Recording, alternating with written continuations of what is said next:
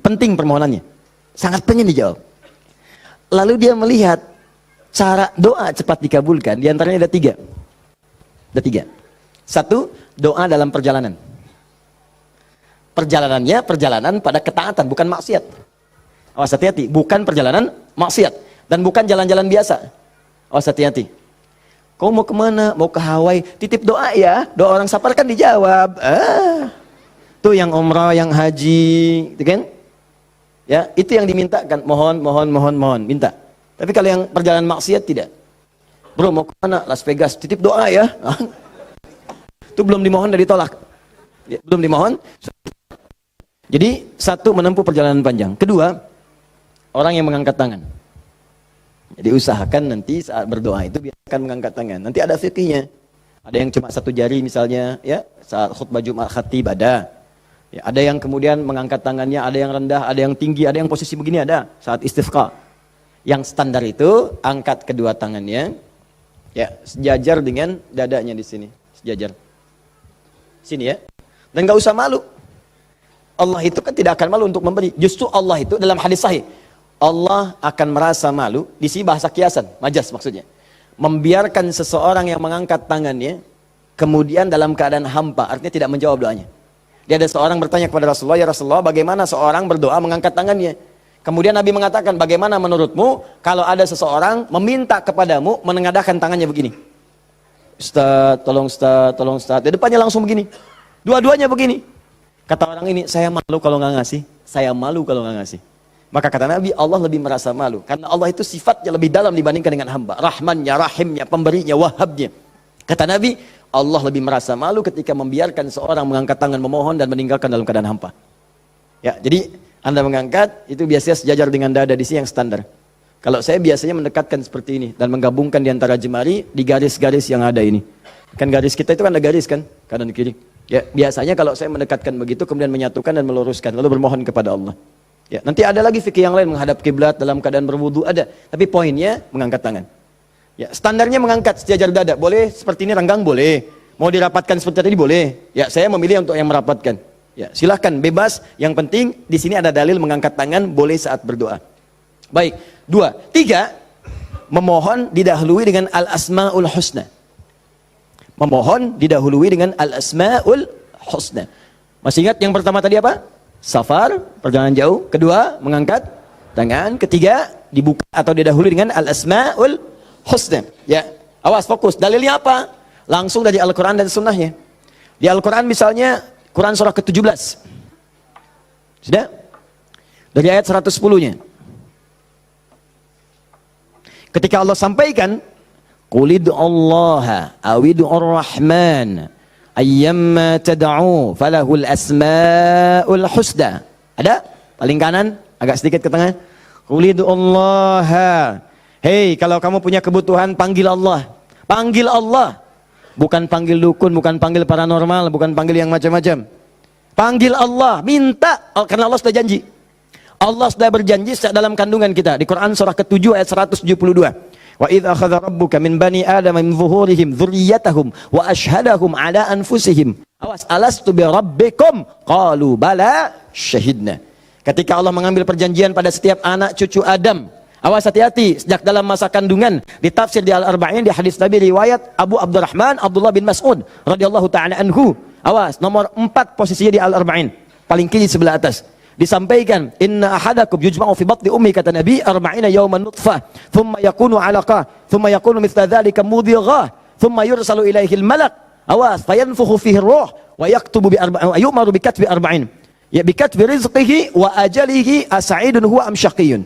Awas, hati-hati, dalam usia 4 bulan ditiupkan nafasnya.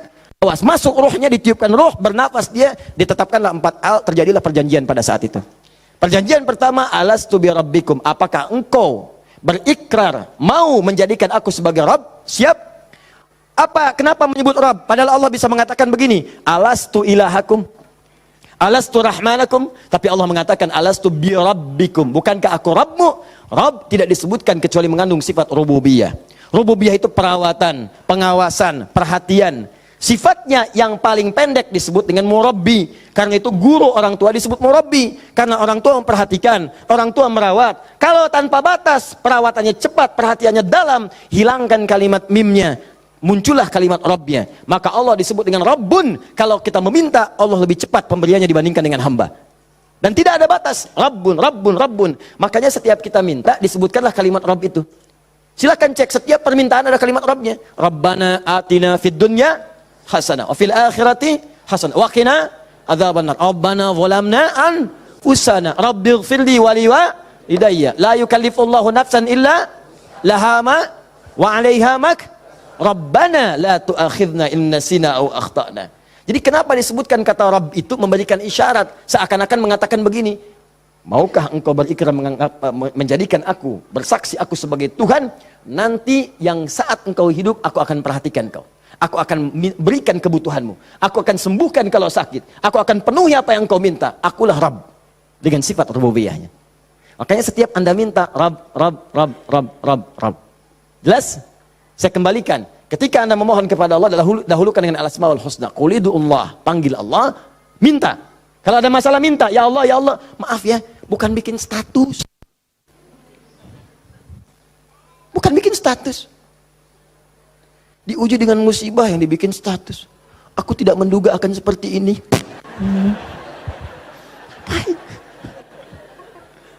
Terus yang tidak lucu, kenapa doanya di media sosial? Doa itu di mihrab, doa di kamar, doa di masjid, bukan doa di Facebook. Ya, doa di Instagram, doa di Facebook. Aminkan ya, like. Apa yang mau dicari? Udah minta yang betul. Minta yang mohon dengan khusyuk. Mohon, Quran surah 7 ayat 205. Wadhkur rabbaka fi nafsika tadarruan wa khifatan wa dunal jahri minal qaul. Kalau butuh sesuatu, sebut nama Allah dalam jiwamu. Bukan dalam media sosialmu. Bukan di WhatsAppmu. Bukan di Instagrammu. Online-kan hatimu dengan Allah. Minta dalam jiwamu dengan penuh ketundukan. Dengan penuh kepasrahan, dengan penuh harap. Mohon ya Allah, ya Allah, ya Rabb, minta.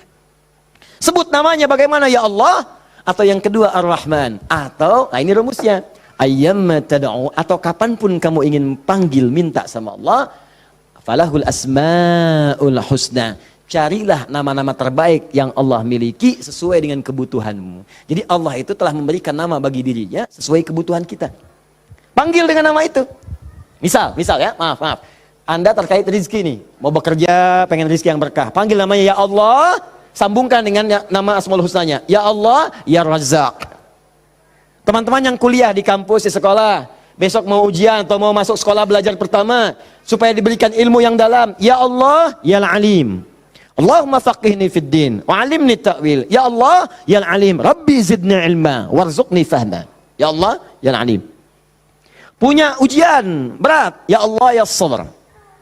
Diganggu di pekerjaan, di aktivitas, ya Allah, ya Malik, ya Jabbar. Minta. Dan jangan semua harus disebutkan. Nanti yang tidak dibutuhkan jadi muncul.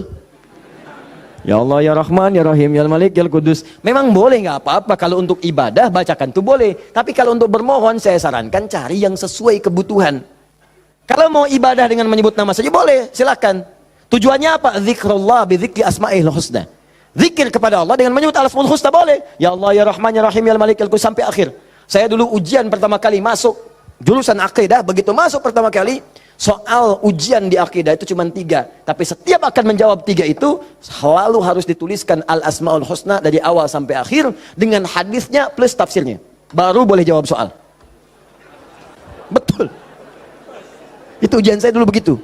3 soal Anda bayangkan. Setiap soal al-asmaul husna dulu. Tulis. Dengan dalilnya, hadisnya. Hadis itu dibagi 2. Hadis pokoknya, hadis klasifikasinya. Setelah itu tafsirnya, baru boleh jawab soal. Pertanyaannya mungkin gampang. Misalnya, berapakah rukun iman itu? Cuman sebelum dijawab, tulis dulu tadi itu. Ini spidol. Ini jari telunjuk saya. Abis ujian itu mirip nih, begini. Betul. Cuman saya nggak foto aja dulu itu. Ya. Saya pikir kenapa Ustadz saya begini ya. Akhir-akhir baru sadar saya. Allahu Akbar. Rupanya beliau ingin menanamkan kedekatan kita dengan Allah dimanapun berada. Sebab kalau kita mengingat, menuliskan terus, maka dia akan sampai apa yang kita tuliskan merasap ke dalam tangan kita. Minimal jadi saksi di hari kiamat. Ya, di penanya, di hati kitanya, di bawahnya, sehingga ingin merasakan taqarrub ilallah dalam setiap keadaan kita. Cari itu, dapatkan, mintakan. Mohon. Nah, 3 syarat ini terpenuhi di orang tadi. Perhatikan, perjalanan jauh dia tempuh. Sampai tadi banyak debu. Angkat tangan diangkat, yamudu yadayhi ilas sama.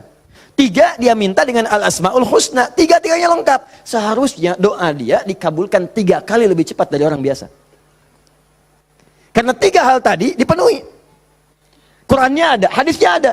Bahkan Said Sabiq itu pernah menulis kitab Al-Aqaid Al-Islamiyah.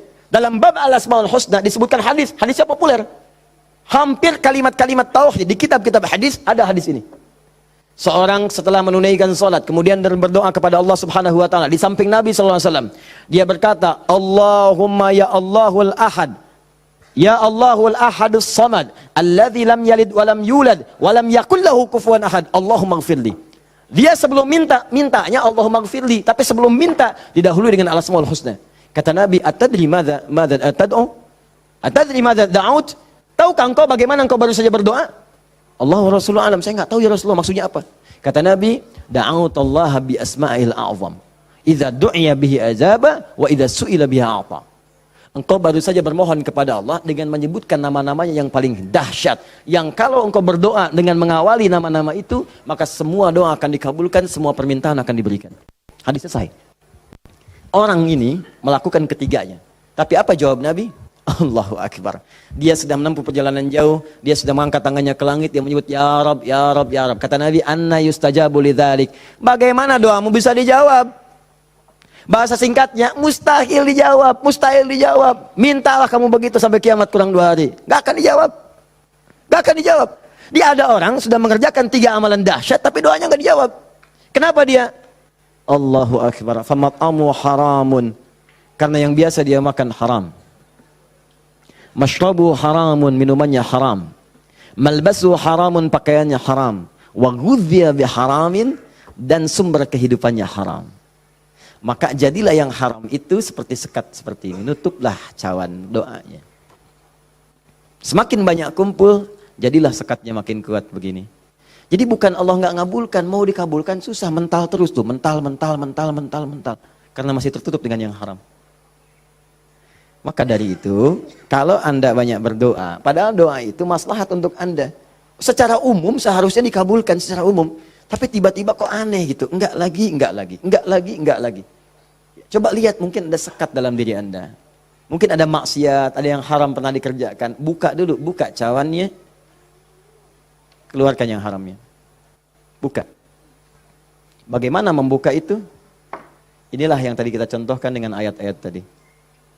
Tidak ada manusia yang sempurna. Yang sempurna makhluk diciptakan. Makhluk yang sempurna itu cuma malaikat. Tidak ada manusia yang sempurna. Sepanjang kita manusia pasti pernah berbuat salah. Tapi mungkin kesalahan itu menjadi penutup dari keinginan yang ingin kita mohonkan kepada Allah.